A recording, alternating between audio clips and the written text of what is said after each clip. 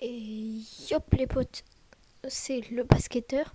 Si vous avez cliqué sur cette vidéo, c'est que vous voulez vous améliorer. Et on passe directement à la première astuce de ces 4 astuces sur le basket. Première astuce, c'est sur le thème de l'avant-match. À l'avant-match, qu'est-ce qu'il faut faire? À l'avant-match, il faut toujours commencer par non étirement, non échauffement, mais par déverrouillage articulaire. Et avant-match et avant-entraînement, je précise. Donc faites votre déverrouillage articulaire. Au pire, s'il y en a qui ne savent pas faire la différence entre étirement et déverrouillage articulaire, je ferai une vidéo dessus. Alors, une fois que vous avez fait votre déverrouillage articulaire, qu'est-ce qu'il faut faire? Maintenant, on va passer à la deuxième partie, le match ou l'entraînement.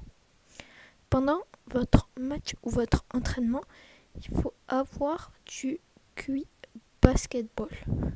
C'est-à-dire avoir du QI basketball, connaître bien les techniques sur les bouts des doigts, tout ça. Pour connaître les techniques sur les bouts des doigts, faites des schémas pendant votre temps libre. Vous faites des schémas des tactiques et vous essayez de les comprendre. Il y a un truc qui fonctionne, c'est que vous vous dites je reçois le ballon de droite, je l'envoie à gauche. Ça, c'est assez simple. Maintenant, deuxième technique. Donc, astuce 3, on passe pour le match. C'est bien utiliser les espaces et savoir quand il faut jouer un 1 contre 1. Pour savoir bien utiliser les espaces, ça fait partie de votre technique, donc de l'astuce 2. Mais aussi, il faut savoir quand est-ce qu'on peut jouer des 1 contre 1. Mais même si vous recevez le ballon de gauche, que quelqu'un coupe ou fait un transit, par exemple, vous pouvez très bien, s'il y a un espace de libre à gauche, faire votre 1 contre 1 à gauche. Si vous êtes droitier, n'ayez pas peur d'aller à gauche, car plus vous irez à gauche, et plus vous vous améliorerez à gauche. C'est grâce à ça que j'arrive à avoir des 60% à gauche.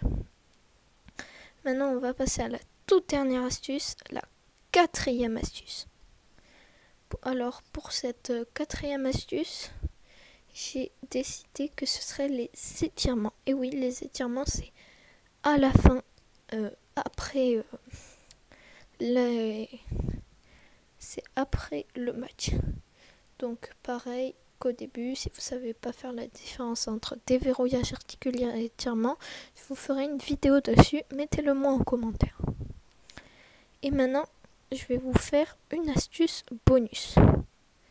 Cette astuce, c'est chez vous, acheter un ballon, ça coûte pas très cher, il y en a 5 €, et dribbler. Faites comme si le ballon c'était un prolongement de votre corps et dribbler. Si vous dribblez sans cesse, vous aurez de l'avance sur vos coéquipiers. Et après, selon le poste, faites du jeu au poste. Et 6e, j'en ai mis 2 bonus. C'est le dernier.